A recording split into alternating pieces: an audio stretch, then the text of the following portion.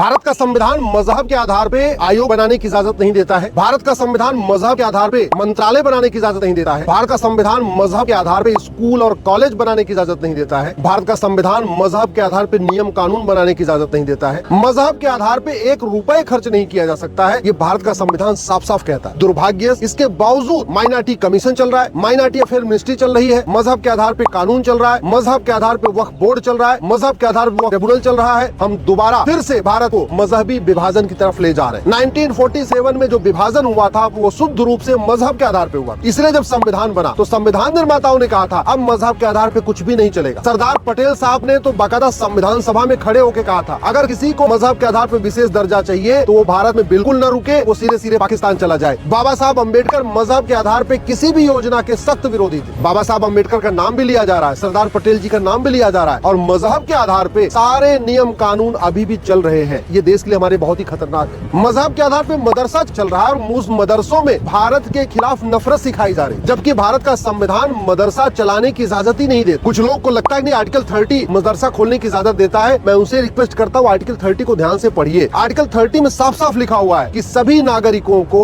अपना education institution खोलने का अधिकार है, तो मतलब सेकुलर एजुकेशन इंस्टीट्यूशन। और चलो एक बार किसी ने अपने घर में मदरसा शुरू कर लिया, दीनी तालीम देना शुरू कर दिया, मदरसा बोर्ड तो बन ही नहीं सकता। मदरसे की डिग्री के आधार पर सरकारी नौकरी तो मिल ही नहीं सकती, फिर भी मदरसा बोर्ड बना हुआ है और मदरसे में केवल और केवल मजहब को प्रमोट किया जाता है। इसके बावजूद मदरसों को मान्यता दी जा रही है, मदरसों में पढ़े हुए लोगों को सरकारी नौकरी मिल रही है। जब तक संविधान की सही व्याख्या नहीं होगी तब तक ये ठीक नहीं होगा, और संविधान की व्याख्या करने का अधिकार हाई कोर्ट और सुप्रीम कोर्ट का है।